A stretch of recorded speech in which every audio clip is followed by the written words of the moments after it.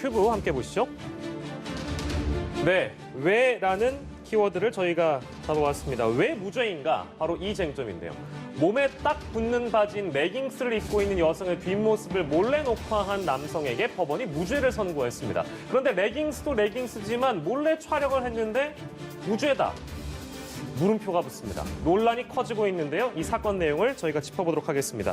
앞에 기사에서 윤솔 기자 보도를 저희가 만나봤는데 전지현 변호사님, 이번 사건이 어떻게 해서 발생된 건가요? 예. 그러니까 지난해 버스 안에 있었던 일인데 한 여성이 검은색 레깅스와 이제 헐렁한 상의 긴 거였어요. 입고 하차를 하기 위해서 이렇게 뒷문 앞에 서 있습니다.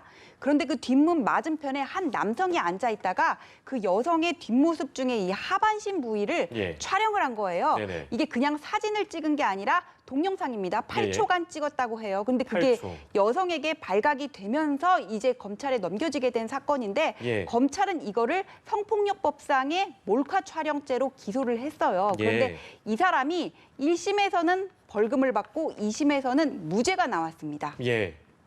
무죄. 여러분들은 굉장히 의아하게 생각을 하실 텐데 이 판결이 뒤집힌 근거도 저희가 좀 봐야 될 것 같아요. 아까 이제 저희가 짧게 소개를 해드렸는데 일단 이거 왜 뒤집힌 겁니까? 일단 우리가 성폭력 처벌법에는 이렇게 일반인들이 잘 알지 못하는 좀 꾸며주는 말이 하나 더 있습니다. 성적 수치심 또는 성적 욕망을 유발할 수 있는 타인의 신체 부위 이렇게 되어 있어요. 뭔가 되게 어려운데요? 어렵습니다. 그래서 타인의 신체 부위에 임에는 뭐 누구도 이렇게 이론이 없을 겁니다. 그런데 과연 이것이 성적 수치심이나 성적 욕망을 유발할 수 있는 것인지에 대한 논란들이 계속 이어져 오는 것인데요. 1심은 성적 수치심을 유발할 수 있는 타인의 신체 부위로 본 것이고요.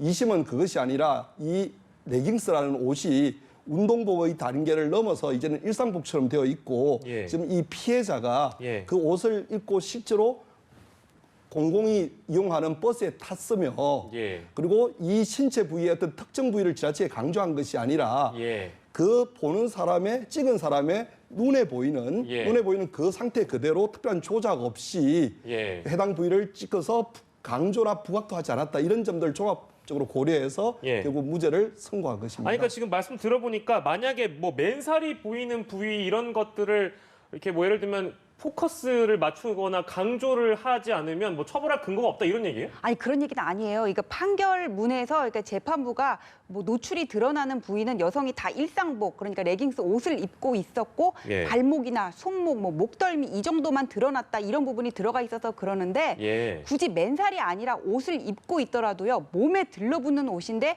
특정 부위를 강조해서 사진을 찍었다거나 하면은 이 죄에 해당이 될 수가 있습니다. 근데 이게 문제가 뭐냐면은 구성 요건이 성적 수치심을 유발할 수 있는 신체 부위잖아요. 그럼 어디까지 성적 수치심을 유발할 수 있는 부위인지 이게 애매하다는 거예요. 그래서 기준이 없죠? 기준이 없어요. 없죠, 법원의 없죠. 판단도 보면은 발만 뭐 여러 번 찍은 경우에 유죄라고 본 적도 있고 지하철에서 여성의 이게 다리 부위를 찍은 경우에 어차피 시야에 들어오는 부위를 찍은 게 뭐가 성적 수치심에 반하는 그런 부위냐 해가지고는 또 무죄를 내린 경우도 있거든요.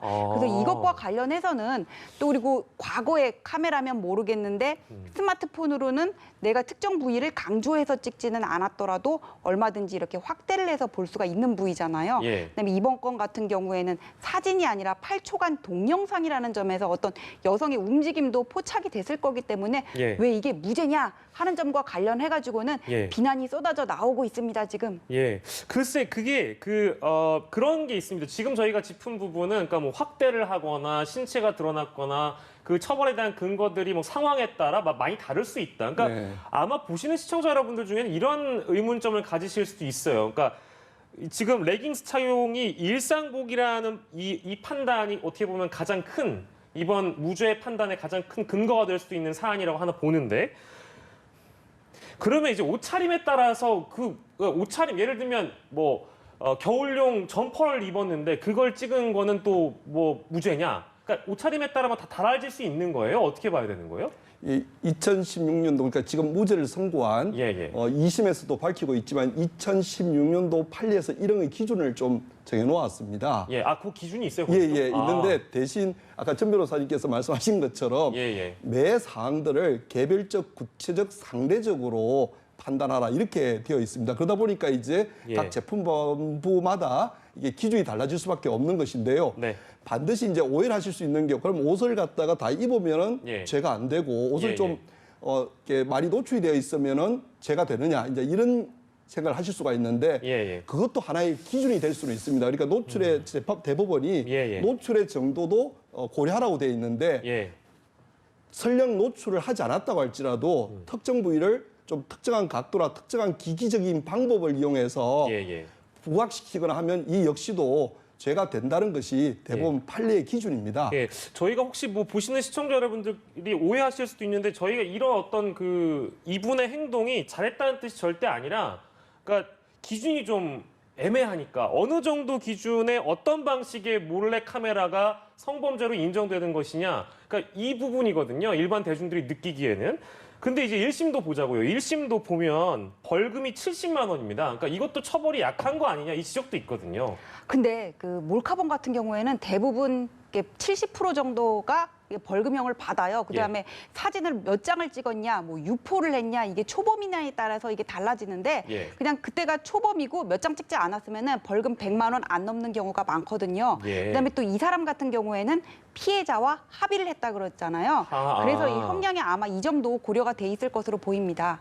그렇군요. 아무리 그래도 그러니까 여성분들 입장에서는 이 판결이 아마 많이 이제 화가 나실 것도 같아요. 그러니까 몰래 촬영한 건데 이건 당연히 처벌받아야 되는 거 아니냐. 이거에 대해서는 어떻게 좀 설명이 가능할까요? 하금탁 변호사님.